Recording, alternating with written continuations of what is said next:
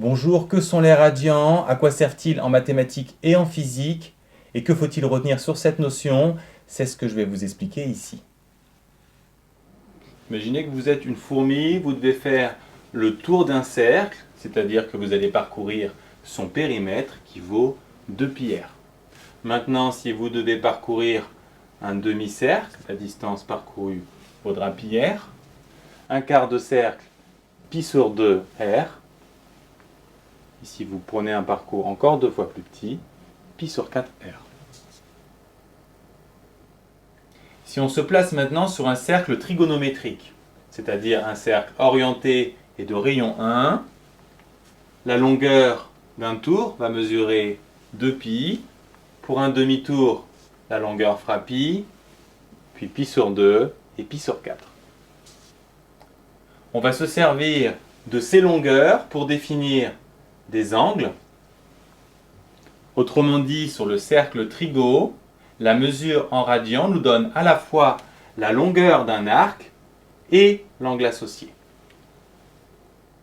Quel est l'intérêt de cette mesure en radians qui, sur le cercle trigo, associe angle et distance? Regardons sur un cercle quelconque de rayon r, l'angle mesure toujours π sur 4 radians. Par contre, le cercle étant r fois plus grand, la longueur de l'arc sera multipliée par r. Autrement dit, mesurer en radians permet de simplifier les passages des angles aux distances, ce qui est très pratique en physique, puisque pour passer d'un angle à une distance, on vient de le voir, il suffit de multiplier par r, et cette logique se transpose aux vitesses ou aux accélérations. Comment passer de notre nouvelle mesure des angles en radians à l'ancienne mesure en degrés inventée par les Babyloniens? Pi, c'est un demi-tour, donc 180 degrés. 2π, c'est le double, donc 360 degrés. Pi sur 2, la moitié de 180, 90 degrés. Toutes les autres mesures ici se trouvent par proportionnalité. On divise par 2, on divise par 3 en partant de 180, on divise par 2 encore.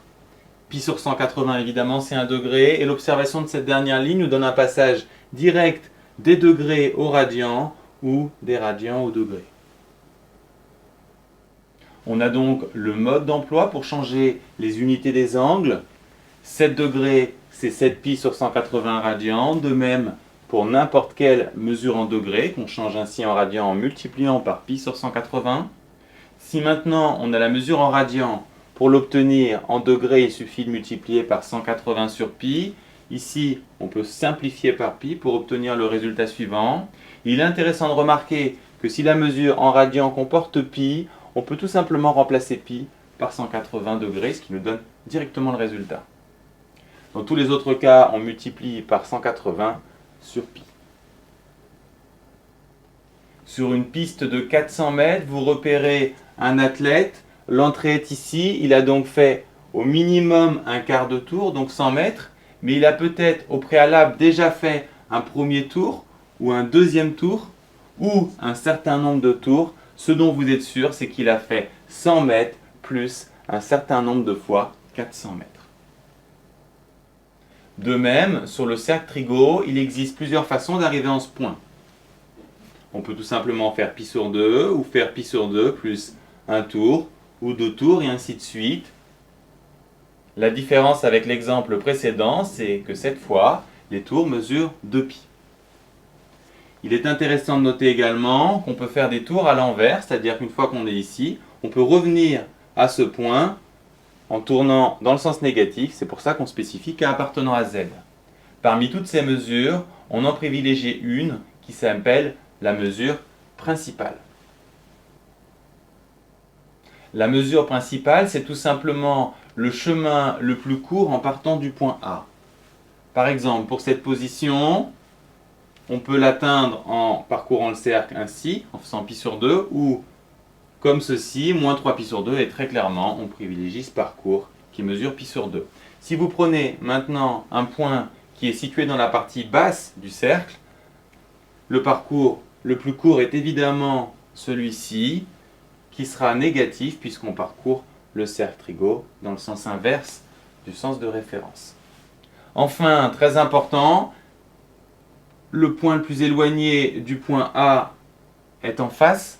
Pour l'obtenir, il faut faire un demi-tour, donc les mesures principales sont comprises entre moins pi et pi, et pour le demi-tour, exactement, on privilégie la valeur positive. Que retenir? La mesure en radians a été construite à partir du cercle trigo où angle et distance sont égaux. Dans tous les autres cas, cette nouvelle mesure des angles permet un passage très simple des angles aux distances. Il vous faut également savoir convertir les degrés en radians et inversement. Et puisque la mesure en radians propose plusieurs valeurs pour un même angle, une mesure est privilégiée qu'on appelle la mesure principale, comprise entre moins pi et pi.